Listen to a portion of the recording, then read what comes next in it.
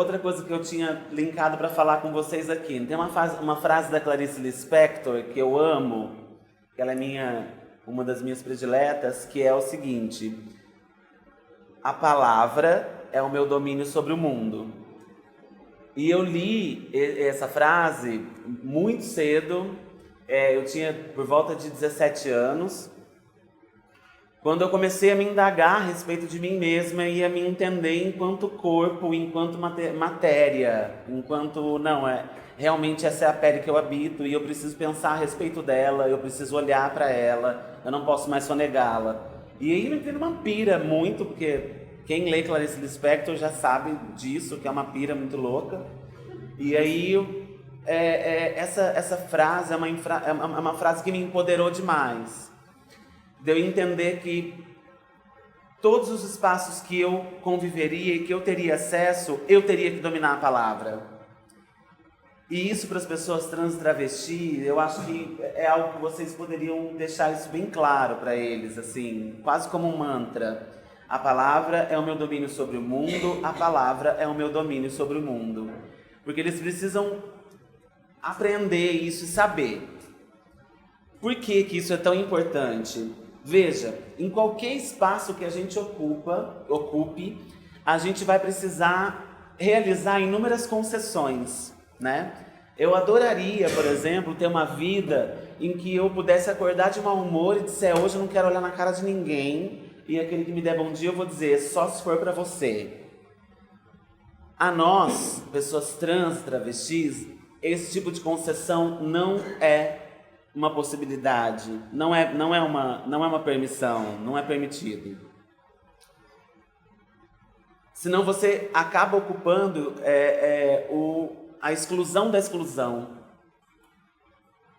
Eu tenho um exame para fazer e eu perdi semana passada. Eu acordei naquele dia e falei: não quero fazer concessões. E aí eu perdi esse exame, então vou ter que voltar para o começo lá no SUS. Mas por quê? Porque eu fui pedir para trocar o meu nome na carteirinha do SUS, na carteira do SUS, né? E aí eu cheguei lá e é uma coisa de louco, porque você chega num ambulatório de especialidades ou num postinho de saúde, enfim, já tem uma fila antes de entrar. Então você está uma fila com várias pessoas ali que com certeza estão também bastante necessitadas daquela vaga. E a mulherzinha, a mulher da recepção, ela fica, né, encarregada de fazer as divisões. E aí você chega ali e você vai dar sua carteira e vai dizer: olha, eu preciso de um encaminhamento em tal lugar. Ela vai dizer sala tal. Só que eu tinha essa lindeza a mais, toda específica para tratar com ela.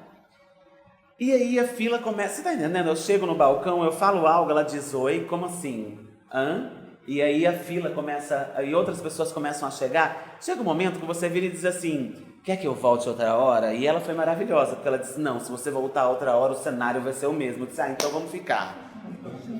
E ali, enfim, fui falar com o supervisor dela. O supervisor dela desconhecia a legislação a respeito disso, as normas técnicas que o Ministério da Saúde lançou a respeito disso.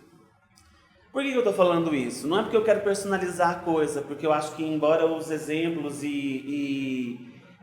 os exemplos pessoais sejam importantes, eu acredito que a gente perde bastante quando a gente personaliza e centraliza o discurso. Mas é para vocês, para que vocês possam entender os tipos de concessões que são necessárias. Então, essas pessoas possivelmente elas estão no SUS, esses alunos e alunas que vocês têm, essas pessoas possivelmente também passaram por isso. As pessoas que vão recebê-las não estão treinadas para recebê-las. E as pessoas, para não dizer aí só da pessoa que atendeu, nem o supervisor tem ideia do que deve ser feito. O supervisor não olhou para mim, olhou apenas para ela e disse: coloque o nome dele, o nome verdadeiro dele e aí o nome que ele quer ser chamado entre parênteses.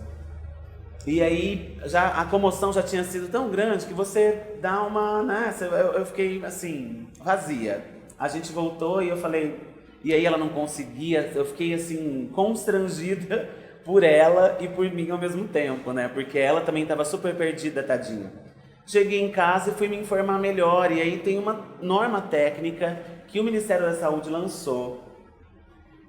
Gente, é praticamente um desenho de como as coisas devem ser feitas. Então, assim, eu me proponho a pegar, eu acredito que vocês já tenham, mas a gente pode fazer essa troca também, dessas normas, dessas deliberações de conselhos estaduais, desse tipo de portaria que o MEC libera ou que o Ministério da Saúde libera e que pode ser usado como exemplo para que vocês possam, então, enfim, doutrinar essas pessoas e esses alunos para tomar a palavra deles para eles e jamais, jamais, jamais deixar de sonegar esse tipo de domínio, porque eles vão precisar.